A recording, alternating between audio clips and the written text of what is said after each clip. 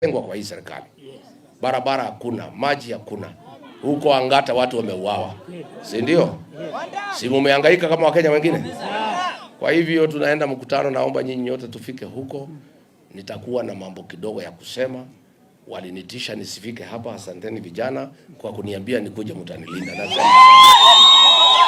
Nataka niseme asanti. Mimi ni Mkenya, katiba ya Kenya inakubalia kiongozi wowote kutembea katika Jamhuri ya Kenya. Emurua Dikili ni Kenya. Hapa hapana Uganda. Hapa hapana Tanzania.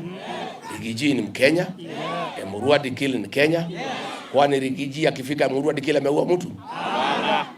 Kwani kuna mtu ametukana?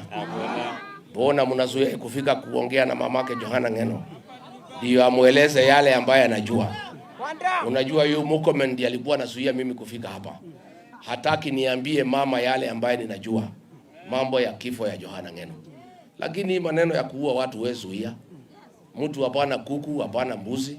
Hawezi potea tu namna hiyo. Na mimi nimeongea na mama, nimemwambia ile ilifanyika, na mimi naendelea kupigania haki ya Johana Ng'eno, na watu ya Emurua Dikili mtakuja kujua ukweli na mtakuja kufurahia, kwa sababu ukweli lazima ujulikane. Kwa hivyo mimi nimeshukuru sana.